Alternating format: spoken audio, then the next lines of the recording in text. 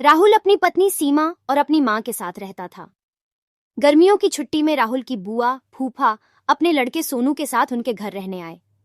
घर आते ही फूफा जी राहुल से बोले कि यहाँ तो बहुत गर्मी है, घर में कोई एसी नहीं है क्या?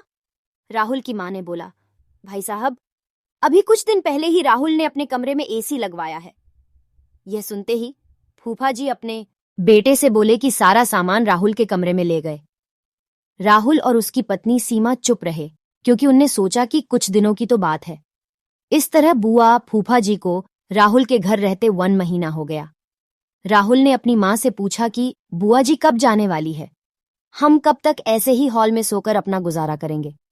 राहुल की मां बोली, बेटा, रिश्तेदारी का मामला है, हम कुछ कह भी तो नहीं सकते। राहुल की पत्नी सीमा बोली, वह सब तो ठीक है, लेकिन उनका छोटा लड़का सोनू सारा दिन घर में ऊधम करता रहता है। कल तो उसने हमारा नया सोफा बुरी तरह फाड़ डाला। राहुल इस बात पर बहुत गुस्सा हुआ कि नया सोफा फाड़ दिया।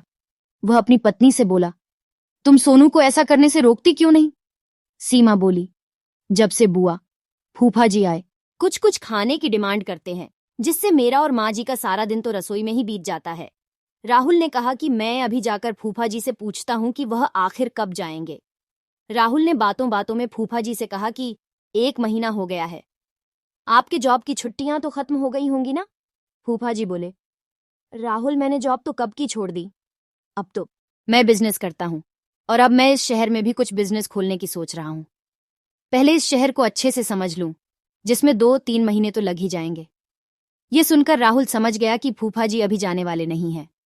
उसने यह बात अपनी पत्नी और मां को बताई। सीमा बोली, जब घी सीधी उंगली से नहीं निकलता तो उंगली टेढ़ी करनी पड़ती है। इनके साथ भी कुछ ऐसा ही करना होगा। आप ये काम अब मुझ पर छोड़ दीजिए।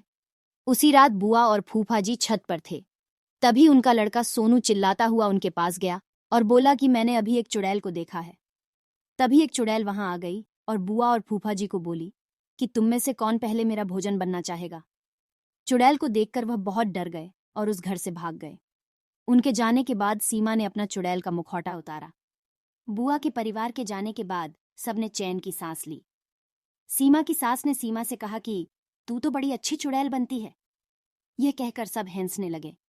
इस कहानी से हमें यह सीख मिलती है कि हमें किसी भी रिश्ते का गलत फायदा नहीं उठाना चाहिए। जिस तरह बुआ के परिवार ने अपनी रिश्तेदारी का गलत फायदा उठाया और दूसरों को परेशान किया, ऐसी ही मजेदार कहानियां सुनने के लिए हमारे चैनल को लाइक और सब्सक्राइब करें।